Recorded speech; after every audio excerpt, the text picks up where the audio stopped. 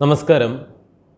നമ്മളിപ്പോൾ കേരളത്തിൽ ഉദാഹരണത്തിന് എറണാകുളത്തുള്ള പെരുമ്പാവൂർ എന്ന് പറയുന്ന ഒരു സ്ഥലത്ത് പോയി നിന്ന് കഴിഞ്ഞാൽ അത് മലയാളികളുള്ള സ്ഥലമാണോ എന്ന് നമുക്ക് സംശയം തോന്നും.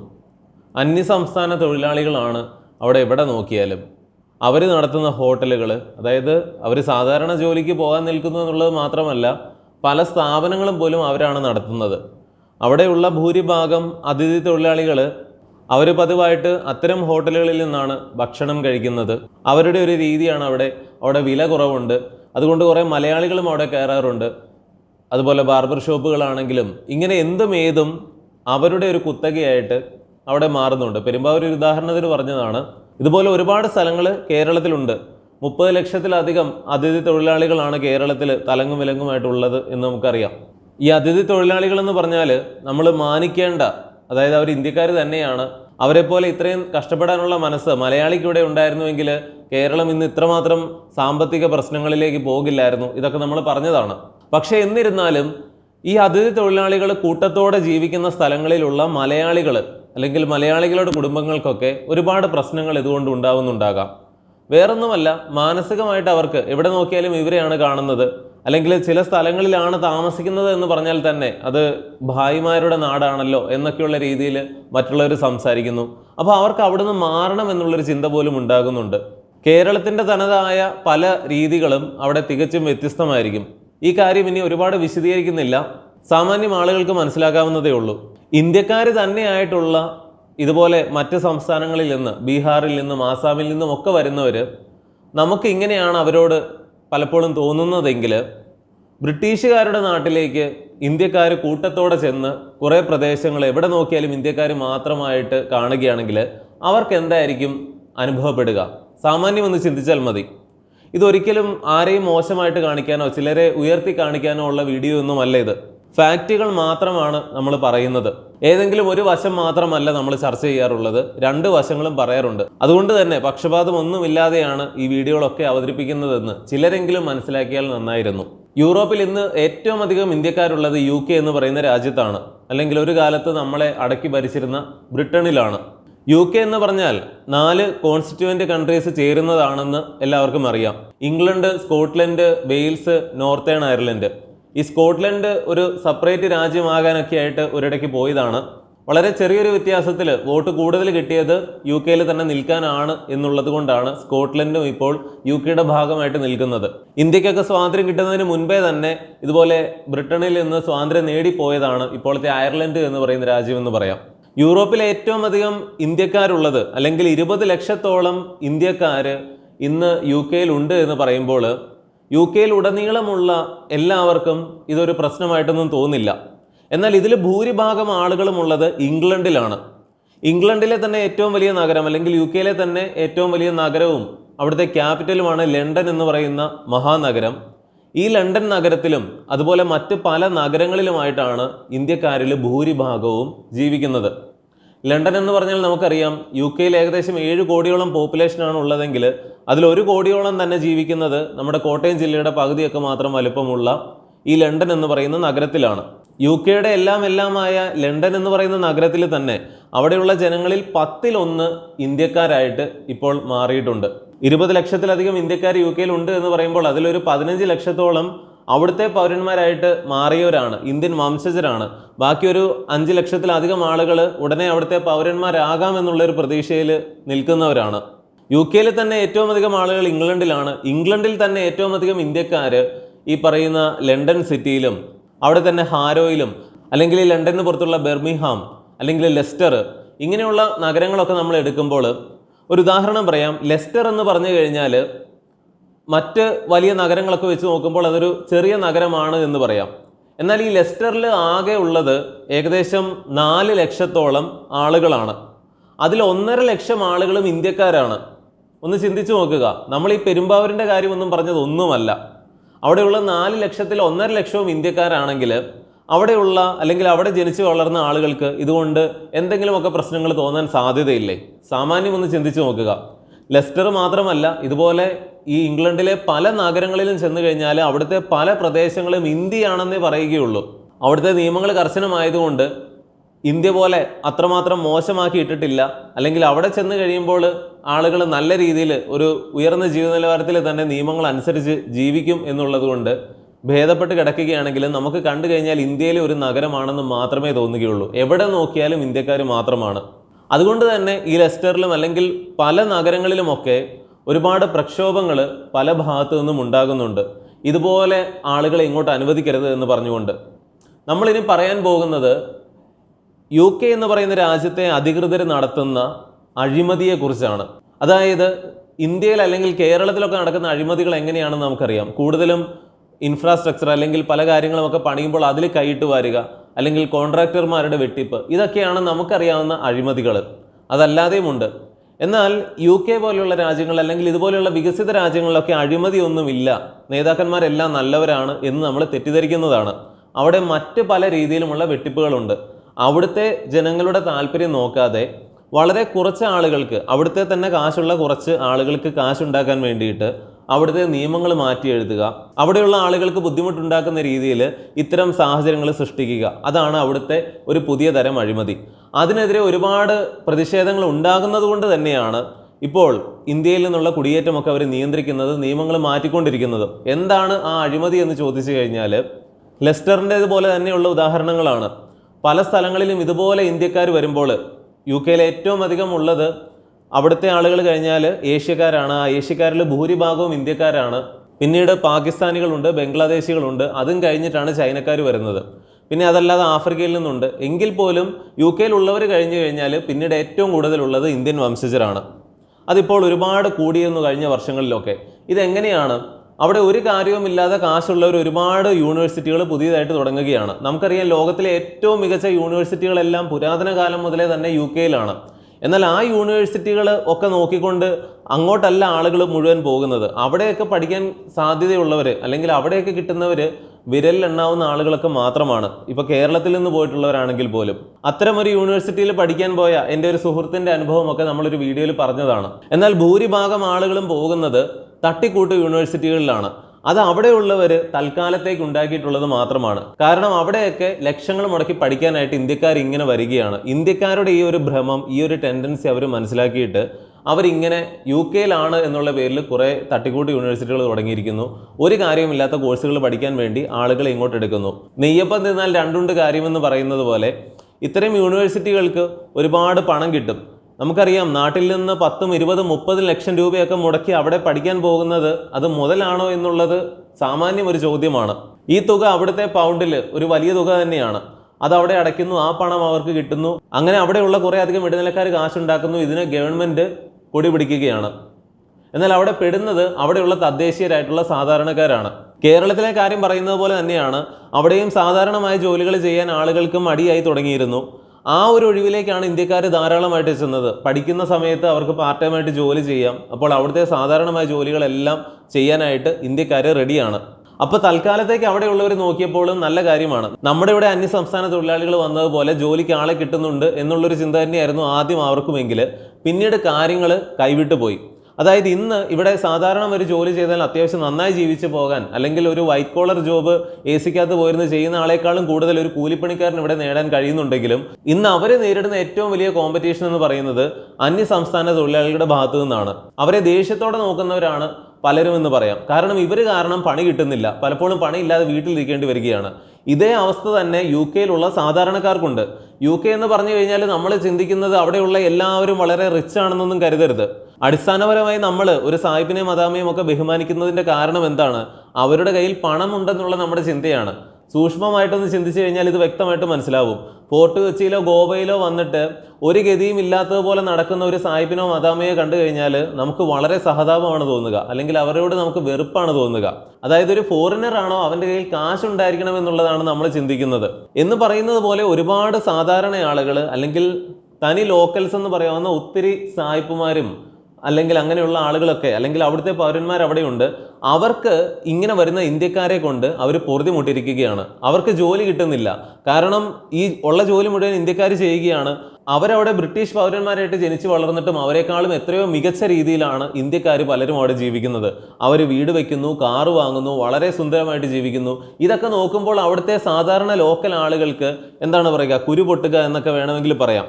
നമ്മുടെ നാട്ടിൽ അന്യസംസ്ഥാന തൊഴിലാളികൾ ഏറ്റവും സാധാരണക്കാരായിട്ടുള്ള മലയാളികളെക്കാളും നല്ല രീതിയിൽ ജീവിച്ചാൽ അവർക്ക് എന്താണ് തോന്നുക? നമ്മൾ പലപ്പോഴും കേൾക്കുന്നുണ്ട്, ഈ അതിഥി തൊഴിലാളികൾ വലിയ ഹോട്ടലുകൾ ഇപ്പോൾ നടത്തുന്നു, അവരുടെ കീഴിൽ ഒരുപാട് മലയാളികൾ ജോലി ചെയ്യുന്നു, ഇവർ മലയാളികൾക്ക് കടം കൊടുക്കുന്നു, കടം തിരിച്ചു തരാത്ത മലയാളികളെ ഈ അന്യസംസ്ഥാന തൊഴിലാളികൾ വഴക്ക് പറയുന്ന വീഡിയോകളൊക്കെ നമ്മളിപ്പോൾ സോഷ്യൽ മീഡിയയിലൊക്കെ കാണുന്നുണ്ട്. ഇത് സാധാരണക്കാരായ മലയാളികളുടെ ഇടയിൽ ഉണ്ടാക്കുന്ന ഒരു വികാരം എന്തായിരിക്കും? ഇതൊക്കെ തന്നെയാണ് UK സംഭവിക്കുന്നത് എന്ന് പറയാം. എന്ന് കരുതി അങ്ങോട്ട് ചെല്ലുന്ന എല്ലാ ഇന്ത്യക്കാരും അവരെക്കാളും മികച്ചതായിട്ട് ജീവിക്കുന്നു എന്നല്ല പറഞ്ഞത്. വളരെ കുറച്ച് പേരെ അങ്ങനെ രക്ഷപ്പെടുന്നുള്ളൂ എന്ന് പറയാം. എന്നാൽ ഇവിടെ മനസ്സിലാക്കേണ്ട ഒരു കാര്യം, നമുക്കറിയാം UK മറ്റ് പല രാജ്യങ്ങളിലാണെങ്കിലും ഇപ്പോൾ ഒരുപാട് റീൽസിലും മറ്റുമൊക്കെ നമ്മൾ കാണുന്നുണ്ട്, ഇവർ പല മോശം കാര്യങ്ങളും അല്ലെങ്കിൽ വേറെ രാജ്യത്തുനിന്ന് വന്നവർ എന്നുള്ള അർത്ഥത്തിൽ ഇവരെ ശകാരിക്കുന്നതും പലയിടത്തുനിന്നും മാറ്റി നിർത്തുന്നതും ഒക്കെ. അതിൽ ചിലതൊക്കെ ഇന്ത്യക്കാരുടെ കയ്യിലിരിപ്പ് കൊണ്ടുമുണ്ട്. എങ്കിൽ പോലും ഏറ്റവും അധികം പ്രശ്നമുള്ളത് അവിടുത്തെ ലോക്കൽസിനായിരിക്കും. നമ്മളൊരു വിദേശ രാജ്യത്തേക്ക് പോകുമ്പോൾ നിങ്ങൾ വേറെ രാജ്യത്തു നിന്ന് വന്നവരാണെന്ന് പറഞ്ഞ് നമ്മളെ ഏറ്റവും അധികം മെക്കിട്ട് കയറുന്നവർ അവിടുത്തെ ഏറ്റവും ദരിദ്രവാസികളായിരിക്കും. അത് അറബ് രാജ്യങ്ങളിലും അങ്ങനെ തന്നെയാണ്. ഗൾഫാണ് മികച്ചതെന്ന് നമ്മൾ പലപ്പോഴും പറയുമ്പോൾ ഗൾഫിൽ ചെന്നാൽ അറബി നമ്മളെ കെട്ടിപ്പിടിച്ച് ഉമ്മ തരികയാണെന്നല്ല പറയുന്നത്.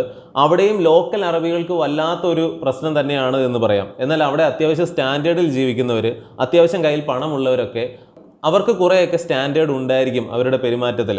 കേരളത്തിലും ഇങ്ങനെ തന്നെയല്ലേ? ഇവിടെ വരുന്ന അതിഥി തൊഴിലാളികളോട് ഏറ്റവും സാധാരണക്കാരായിട്ടുള്ള മലയാളികൾ പെരുമാറുന്നത് വളരെ മോശമായിട്ടാണ്. അതേസമയം ഒരു സ്റ്റാൻഡേർഡിൽ നിൽക്കുന്ന ഒരാൾ അല്ലെങ്കിൽ അത്യാവശ്യം കാശുള്ള ഒരാൾ ഇവരെ ഒരു പണിക്കോ മറ്റോ ഒക്കെ വിളിച്ചു കഴിഞ്ഞാൽ അയാളുടെ ഒരു അന്തസ്സിനനുസരിച്ച് തന്നെ അവരോട് പെരുമാറുന്നതാണ് നമ്മൾ പൊതുവേ കാണുന്നത്. എല്ലാവരും അങ്ങനെയാണെന്നല്ല പറഞ്ഞത്, കോമൺ ആയിട്ട് കാണുന്നത് അങ്ങനെ തന്നെയാണ്. ഇതൊക്കെ ശ്രദ്ധിച്ചിട്ടുള്ളവർക്ക്, ഒരുപാട് കണ്ടിട്ടുള്ളവർക്ക് മനസ്സിലാകും. വെറുതെ ഇരുന്ന അഭിപ്രായം പറയുന്നവർക്ക് എന്തും പറയാം. ഇതുകൂടാതെ ഇന്ത്യക്കാരായിട്ടുള്ള ചില ആളുകൾ ഒപ്പിക്കുന്ന ഒരുപാട് പ്രശ്നങ്ങൾക്ക് പൊതുവെ അവിടെ ഒരു ഇന്ത്യക്കാർക്കെതിരെയുള്ള ഒരു മനോഭാവം പലരുടെ ഇടയിൽ വരുന്നുണ്ട്. ഉദാഹരണത്തിന് ഒരുപാട് പെണ്ണ് കേസുകളിൽ ഇവിടെ നിന്ന് കയറി പോകുന്ന പല സ്റ്റുഡൻസും പെടുന്നു. കാരണം അവർ വിചാരിക്കുന്നത് പാശ്ചാത്യ ലോകമെന്ന് പറഞ്ഞാൽ അവർ പല സൈറ്റുകളിലും ഒക്കെ കണ്ടിട്ടുള്ളത് പോലെയൊക്കെയാണ് എന്നൊക്കെയുള്ളൊരു ചിന്തയിൽ അവിടെ ചെന്ന് പെരുമാറുന്നു.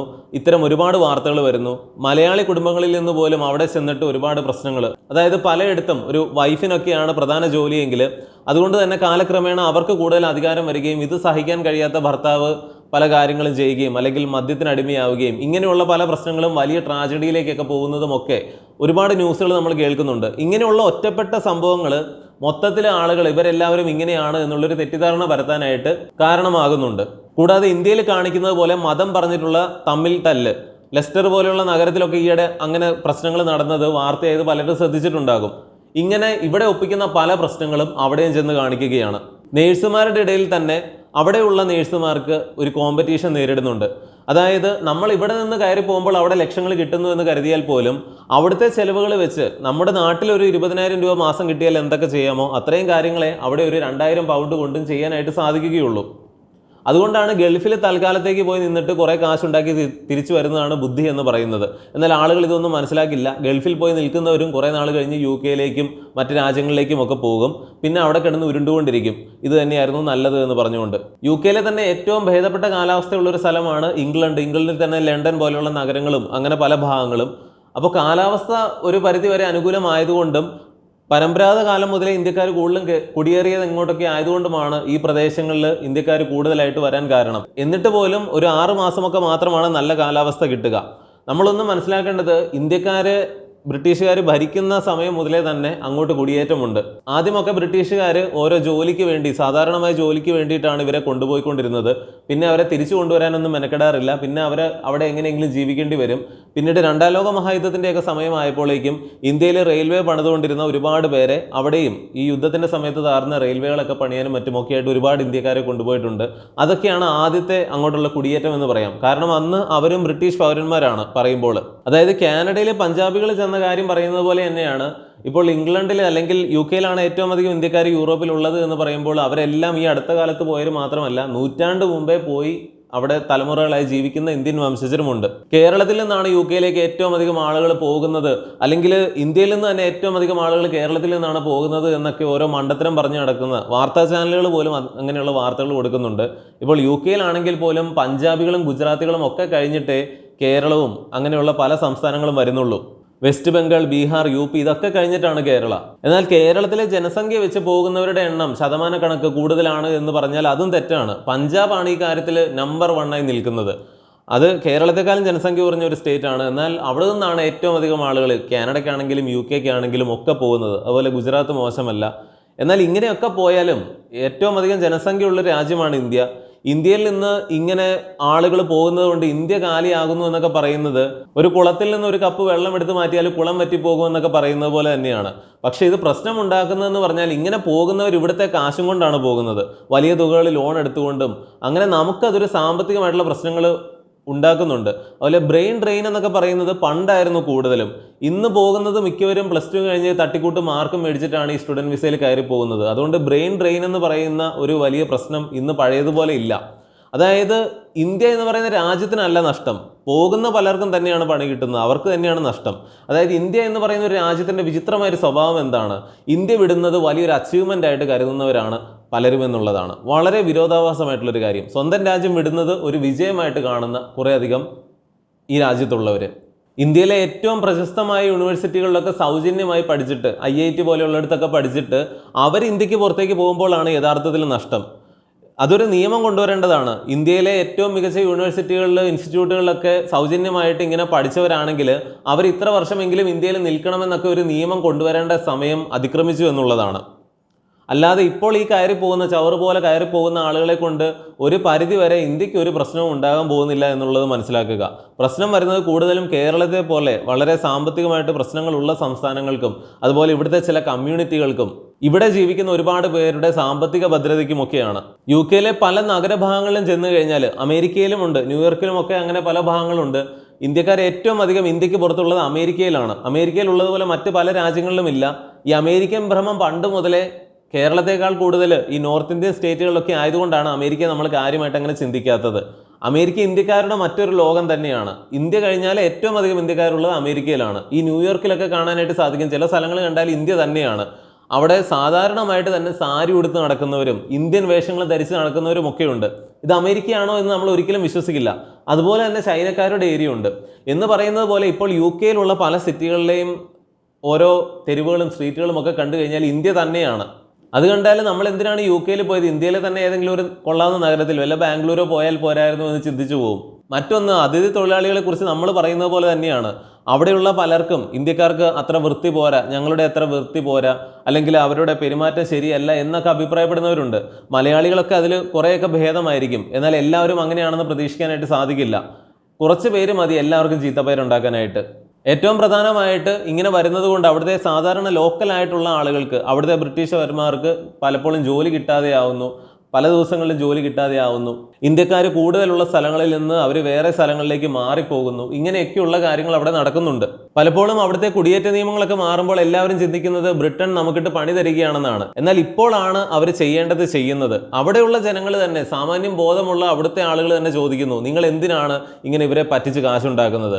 കാരണം ഇങ്ങനെ ലക്ഷങ്ങൾ അവിടെ നിന്ന് മുടക്കി, അല്ലെങ്കിൽ ഇവിടെ ഇത്ര പൗണ്ട് തന്നിട്ട് ഇവിടെ വന്ന് പഠിക്കുന്നവർക്ക് നിങ്ങൾ PR-ന് ഇത്രയും നിബന്ധനകൾ വെക്കുന്നു, അവരെ വീണ്ടും ഇട്ട് കഷ്ടപ്പെടുത്തുന്നു, അവർ പഠിച്ചതുകൊണ്ട് കാര്യമില്ലാതെ വരുന്നു, അവരെ പിഴിഞ്ഞെടുത്തിട്ട് വീണ്ടും തിരിച്ചു വിടുന്നത് പോലെയുള്ള പരിപാടിയല്ലേ നിങ്ങൾ ചെയ്യുന്നത് എന്നൊക്കെ ചോദിക്കുന്നതിൻ്റെ, പ്രതിഷേധിക്കുന്നതിൻ്റെ ഭാഗമായിട്ടാണ്. അതുപോലെ തന്നെ ഒരുപാട് ഇന്ത്യക്കാർ അങ്ങോട്ട് ചെല്ലുന്നതിൽ പ്രതിഷേധമുള്ള കുറേയധികം ആളുകൾ പറയുന്നതിൻ്റെയും ഒക്കെ ബാക്കിയായിട്ടാണ് ഇപ്പോൾ ഈ നിയമങ്ങൾ മാറ്റിക്കൊണ്ടിരിക്കുന്നത്. അതായത് UK തന്നെ ഭരണകൂടം അവിടുത്തെ ജനങ്ങൾക്കെതിരെ ചെയ്ത ഒരു അഴിമതിയാണ്. കുറേ ഇടനിലക്കാരായിട്ടുള്ള ബ്രിട്ടീഷുകാർക്ക് പണം ഉണ്ടാക്കാൻ വേണ്ടിയിട്ട് ഇവർ വരുത്തിയ ചില നിയമമാറ്റങ്ങളാണ് ഇങ്ങനെ വൻതോതിൽ കഴിഞ്ഞ വർഷങ്ങളിലൊക്കെ UK കുടിയേറ്റത്തിന് കാരണമായതെന്നും അതൊരു അഴിമതിയായിരുന്നുവെന്നും ഒക്കെ വളരെ കുറച്ച് പേർക്ക് മാത്രമേ മനസ്സിലാക്കാനായിട്ട് സാധിക്കുകയുള്ളൂ. നമ്മുടെ മാധ്യമങ്ങൾ പോലും ഇതൊക്കെ മനസ്സിലാക്കുന്നതിൽ പരാജയമാണ്. UK ഏറ്റവും അധികമുള്ള രണ്ടാമത്തെ ജനവിഭാഗം ഇന്ത്യക്കാരാണ്. അവരിൽ ഭൂരിഭാഗവും എല്ലാവരും തന്നെ ഒരു തരത്തിൽ ഇംഗ്ലണ്ടിലാണ് എന്ന് പറയാം. മറ്റുള്ളിടത്തൊക്കെ വളരെ കുറച്ചാണ്. ഈ ഇംഗ്ലണ്ടിൽ തന്നെ കൂടുതലും ലണ്ടനിലാണ്. ഈ ലണ്ടൻ പോലെയുള്ള 17 നഗരങ്ങളിലായിട്ടാണ്, ചെറുതും വലുതുമായിട്ടുള്ള 17 നഗരങ്ങളിലായിട്ടാണ് ആകെ UK ഇന്ത്യക്കാരുടെ പാതിയും ജീവിക്കുന്നത്. അതായത് UK ഇപ്പോൾ പല സ്റ്റോറുകളിലും ഒക്കെ ജോലി ചെയ്യുന്നവരോട് ചോദിച്ചാൽ അറിയാം, അവരോട് ഏറ്റവും മോശമായിട്ട് പെരുമാറുന്നത് അവിടുത്തെ പിള്ളേരാണ്. ഇവർ വന്നിട്ട് വല്ലാതെ അവരെ ചൊറിയുകയും മോശമായിട്ടുള്ള വാക്കുകൾ പറയുകയും നിങ്ങൾ അവിടെ നിന്ന് വന്നതല്ലേ എന്നൊക്കെ ചോദിക്കുകയും അവർക്കാണ്. എന്നാൽ അവർ ഇത്തിരി മുതിർന്നു കഴിയുമ്പോൾ അവർ സ്റ്റാൻഡേർഡ് ആകും. അതായത് ആ പിള്ളേരുടെ പക്വതയില്ലായ്മ എന്ന് പറയുന്നത് പോലെ തന്നെയാണ് അവിടുത്തെ ഏറ്റവും ലോക്കലായിട്ടുള്ളവർക്കാണ് ഈ ഇന്ത്യക്കാരെ കാണുമ്പോൾ ഇത്ര വിഷമം എന്നുള്ളതാണ്. അവിടെ അത്യാവശ്യം ഒരു ഗതിയിൽ ജീവിക്കുന്ന ഒരു സായിപ്പോ മദാമിയോ ഒരിക്കലും ഇന്ത്യക്കാരെന്ന് കരുതിയോ ഒന്നും മോശമായിട്ട് പെരുമാറാറില്ല. ഇത്തരം സ്ഥലങ്ങളിൽ ചെന്ന് കഴിഞ്ഞാൽ നമുക്ക് മലയാളികളുടേതായ അല്ലെങ്കിൽ ഇന്ത്യയിലെ ഏത് സ്റ്റേറ്റുകളിലുള്ള തരത്തിലുള്ള ഭക്ഷണവും കിട്ടും. അല്ലെങ്കിൽ ഇന്ത്യയിൽ നിന്ന് മാറിയെന്ന് തോന്നാത്ത രീതിയിൽ എന്തും ഏതും അവിടെ ഒരു അല്പം വില കൂടുതലായിരിക്കുമെന്ന് മാത്രമേ ഉള്ളൂ. നല്ല രീതിയിൽ തന്നെ ഇതെല്ലാം അവൈലബിൾ ആണ്. അതൊരു ഇന്ത്യ തന്നെയാക്കി മാറ്റുകയാണ് പല സ്ഥലങ്ങളും. അപ്പോൾ ഈ കാര്യങ്ങളെല്ലാം കേട്ടതിന് ശേഷം ഇനി നിങ്ങൾക്ക് പറയാനുള്ളതെല്ലാം കമൻറ്റിൽ തീർച്ചയായിട്ടും അറിയിക്കണം. നിങ്ങളുടെ അഭിപ്രായങ്ങളാണ് ഒരു പക്ഷേ ഈ വീഡിയോയിൽ ഈ പറയുന്ന കാര്യങ്ങളിൽ അധികം പലരും കമൻറ്റ് വായിച്ചുകൊണ്ട് ആ കാര്യങ്ങളൊക്കെ ആയിരിക്കും കൂടുതൽ ശ്രദ്ധിക്കുക. അതുകൊണ്ട് എല്ലാ അഭിപ്രായങ്ങളും നിങ്ങളുടെ വിമർശനങ്ങളും, അതായത് ഈ പറയുന്ന കാര്യങ്ങളൊക്കെ ചിലത് മോശമായി പോയി അല്ലെങ്കിൽ ഇങ്ങനെ പറയാൻ പാടില്ല, ഇങ്ങനെയാണ് പറയേണ്ടിയിരുന്നത് എന്നൊക്കെ നിങ്ങൾക്ക് വിമർശനങ്ങളുണ്ടെങ്കിൽ തീർച്ചയായിട്ടും അത് അറിയിക്കണം. നിങ്ങളുടെ പ്രശംസകളെക്കാളും അധികമായിട്ട് വിമർശനങ്ങളാണ്. അതാണ് നമുക്ക് തിരുത്താൻ ഏറ്റവും ആവശ്യമായിട്ട് വേണ്ടത്. അതുകൊണ്ട് എല്ലാ വിമർശനങ്ങളും നിർദ്ദേശങ്ങളും സംശയങ്ങളും അഭിപ്രായങ്ങളും എല്ലാം അറിയിക്കുക. മറ്റൊരു വീഡിയോയിൽ വീണ്ടും വരാം. നന്ദി, നമസ്കാരം.